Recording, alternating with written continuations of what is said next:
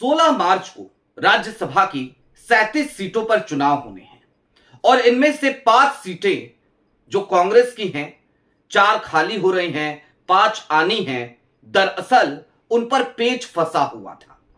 आलम यह कि एक बार फिर मठाधीश उन सीटों पर नजर गड़ाए बैठे थे।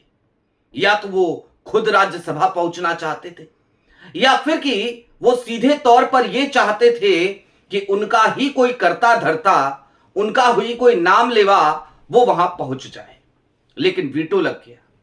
और जाहिर सी बात है, कांग्रेस में आजकल अगर किसी का वीटो चलता है तो वो वीटो है देश के नेता प्रतिपक्ष का, यानी कि राहुल गांधी का। वेणुगोपाल को घर बुलाया गया, बातचीत की गई और सीधे तौर पर दो टुक सुना दिया गया। क्या सुनाया गया, क्या बैठक हुई और आखिरकार राहुल गांधी इन 5 सीटों पर किन नेताओं को चाहते हैं और ये 5 सीटें है कौन कौन सी, सारी बातें जरा विस्तार से करेंगे। नमस्कार, मैं स्वप्निल और आप मुद्दा देख रहे हैं। दोस्तों, आगे बढ़ें उससे पहले वही छोटी सी अपील। मुद्दा इन दिनों एक गंभीर आर्थिक संकट से जूझ रहा है। एक तरफ हमारे मेन बैंक अकाउंट्स फ्रीज चल रहे हैं, तो दूसरी तरफ हमारे 2.5 साल पुराने चैनल को हमसे लंबे समय तक छीन कर रखा गया था।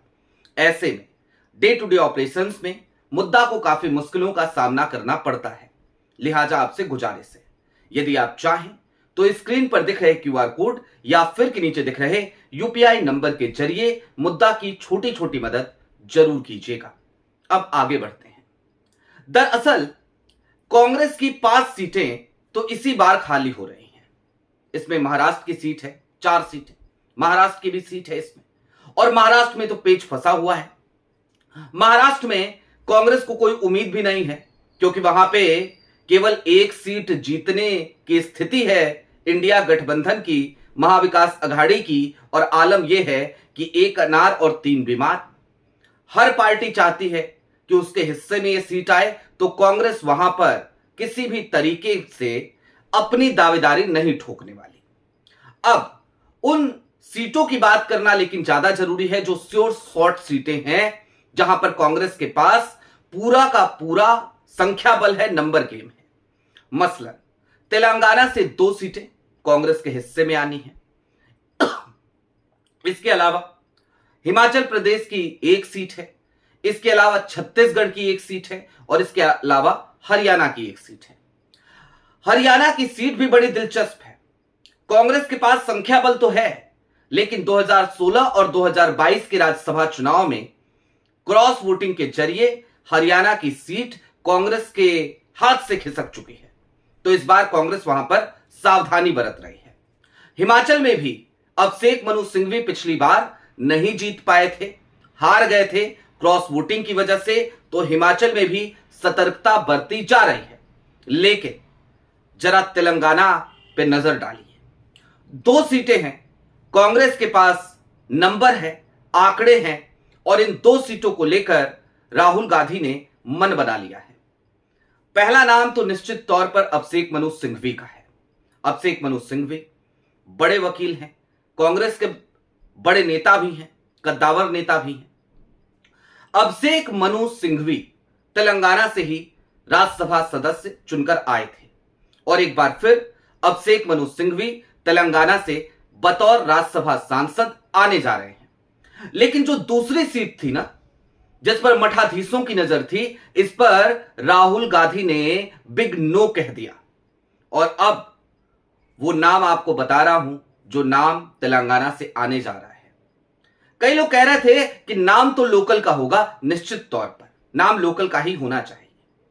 आपने एक नाम सुना है, कोटा नीलिमा। कोटा नीलिमा दरअसल कांग्रेस की फायर ब्रांड नेता पवन खेरा की पत्नी है और कोटा नीलिमा का ताल्लुक तेलंगाना से ही है। कोटा नीलिमा रहती भी तेलंगाना में ही है, लेकिन कोटा नीलिमा की संभावनाएं बहुत कम हैं। पवन खेरा तेलंगाना से चुनकर आ सकते हैं। पवन खेरा वैसे भी जिस तरीके से प्रेस कॉन्फ्रेंसेस करते हैं, जिस तरीके से कांग्रेस पार्टी का पक्ष रखते हैं, उसको लेकर के राहुल गांधी उनसे खासे प्रभावित हैं। इतना ही नहीं, बीते कुछ दिनों में कांग्रेस के भीतर आपने जो आक्रामकता देखी है, या फिर कि जिस तरीके से राहुल गांधी वोट चोरी को लेकर आपको खुलासा करते नजर आए थे, या फिर कि अलग अलग मुद्दों पर, अलग अलग स्कैम पर वो खुलकर बोलते नजर आए थे, उसके पीछे भी जो टीम काम कर रही थी, उस टीम के नायक कोई और नहीं बल्कि पवन खेरा ही थे। वो पवन खेरा ही थे जो रिसर्च कर रहे थे, रिसर्च करवा रहे थे, डेटा निकाल रहे थे और वो डेटा राहुल गांधी को दे रहे थे। ऐसे व्यक्ति को निश्चित तौर पर राज्यसभा पहुंचना चाहिए, क्योंकि राज्यसभा के भीतर यदि पवन खेरा जैसे नेता पहुंचेंगे तो कांग्रेस का पक्ष मजबूत होगा। अब राहुल गांधी चाहते क्या हैं, जरा वो भी समझ लीजिए। लोकसभा में इस बार प्रधानमंत्री नरेंद्र मोदी के साथ साथ पूरी की पूरी Bharatiya Janata party budget session के पहले सत्र में बैकफुट पे रही थी। 9 मार्च से फिर से सेशन शुरू हो रहा है और इस बार भी उम्मीद यही है कि लोकसभा में तो बैकफुट पर रहेगी, लेकिन राज्यसभा में बहुत कम ही ऐसे नेता हैं जो कांग्रेस की बातें दावेदारी के साथ रखते हैं। मसलन वहां पर अभिषेक मनु सिंघवी हैं, वो कभी कभी बोलते हैं, लेकिन वो सौम्य और शालीन भाषा में बात करते हैं और वो जब भी बोलते हैं भारतीय जनता पार्टी कोई बहुत ज्यादा कटाक्ष नहीं करते। बड़े वकील हैं भाई। मल्लिकार्जुन खड़गे वहां होते हैं, लेकिन उनकी उम्र का भी एक तकाजा है और एक नाम और भी है, वो नाम है इमरान प्रताप गढ़ी का। अब ऐसे में राहुल ये चाहते हैं कि राज्यसभा में इमरान प्रताप गढ़ी जैसे लोग हों, राज्यसभा में गौरव गोगोई जैसे लोग हों, राज्यसभा में जीतू पटवारी जैसे लोग हों। जी हां, सही सुना आपने। अब पवन खेरा तो तेलंगाना से आ रहे हैं, लेकिन इसके अलावा हिमाचल प्रदेश और हरियाणा, पहले जिक्र यह चल रहा था कि पवन खेरा को हरियाणा से भेज दिया जाए, और यह जिक्र कौन कर रहा था आप समझ जाइएगा, क्योंकि हरियाणा में अभी भी खेला की पूरी संभावना है। हो सकता है इस बार भी कांग्रेस के ट्रैक रिकॉर्ड को देखते हुए और आज की स्थिति को भी देखते हुए हो सकता है इस बार भी कांग्रेस हरियाणा की राज्यसभा सीट हार जाए। और ऐसे में लोग चाहते थे कि पवन खेरा को हरियाणा भेजकर बलि का बकरा बना दिया जाए, लेकिन राहुल गांधी इस बात पे अड़ गए। राहुल गांधी पवन खेरा को हरियाणा नहीं भेजना चाहते। राहुल गांधी सीधे तौर पे चाहते हैं कि पवन खेरा तो इस बार एनी हाउ हमें राज्यसभा में चाहिए ही चाहिए, और इसलिए वो किसी ऐसे राज्य से आए तो ज्यादा बेहतर है जिस राज्य में कांग्रेस के जीतने की प्रबल संभावनाएं हैं, और वो राज्य है तेलंगाना। इसके अलावा छत्तीसगढ़, भूपेश बघेल वो राज्यसभा में पहुंच सकते हैं, पूर्व मुख्यमंत्री हैं। और अब बची बात हिमाचल की। हिमाचल से भी, हिमाचल की सीट से भी किसी ऐसे युवा नेतृत्व को ही राहुल गांधी राज्यसभा में भेजना चाहते हैं जो वहां पर पहुंचे और राज्यसभा में दावेदारी के साथ अपनी बात रखे।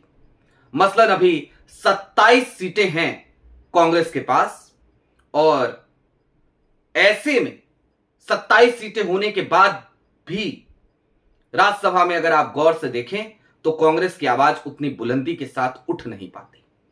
वहीं दूसरी तरफ लोकसभा के भीतर राहुल गांधी के साथ साथ कांग्रेस के कई नेता हैं जो बड़ी दावेदारी के साथ अपनी बात रखते हैं। कई नेता हैं जो खुल करके भारतीय जनता पार्टी को खदेड़ देते हैं, धकिया देते हैं, जिस शब्द का इस्तेमाल कर लीजिए वो हो जाता है। तो लोकसभा वाला ही माहौल राहुल राज्यसभा में चाहते हैं और इसलिए इस पर विचार चल रहा है। अब जरा लेकिन बात फ्रेंचाइजी होल्डर्स की, मठाधीशों की, वो क्या चाहते हैं। देखिए, मठाधीशों का अपना एक काम है। उनको सिंपल सी कहावत है ना, खाया पिया कुछ नहीं, ग्लास तोड़ा 12 आना, तो वो वाला हाल है।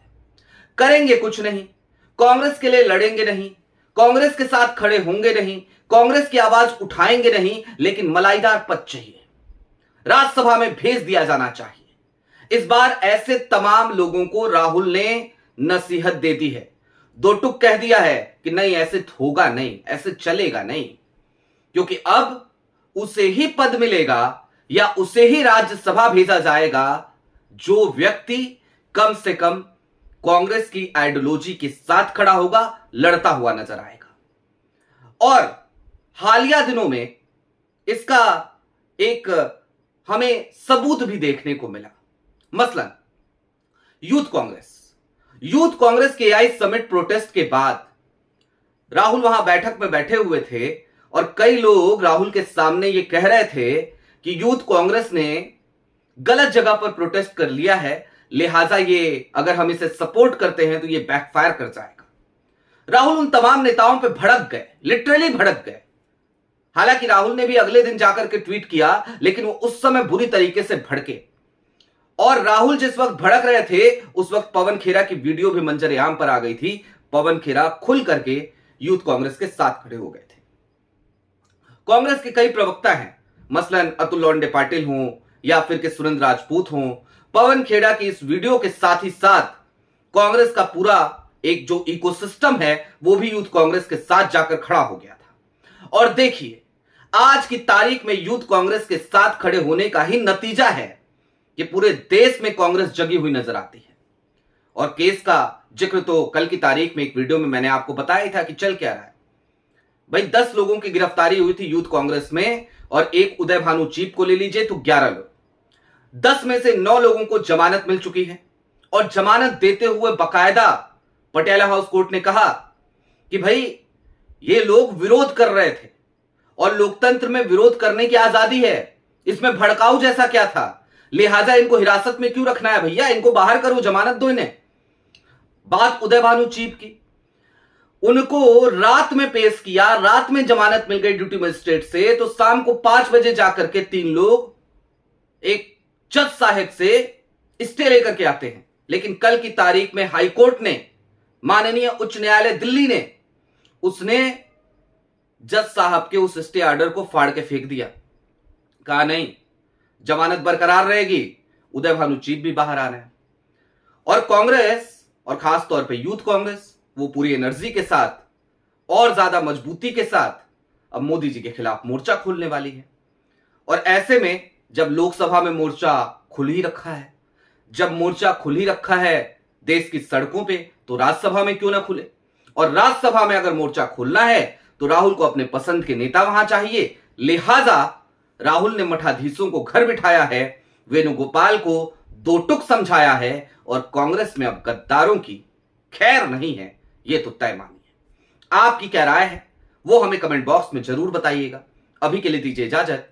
चलते चलते फिर वही अपील, चैनल पे नए हो तो सब्सक्राइब करते हुए जाइएगा, सक्षम हो तो छोटी छोटी मदद मुद्दा की जरूर कीजिएगा। बहुत शुक्रिया।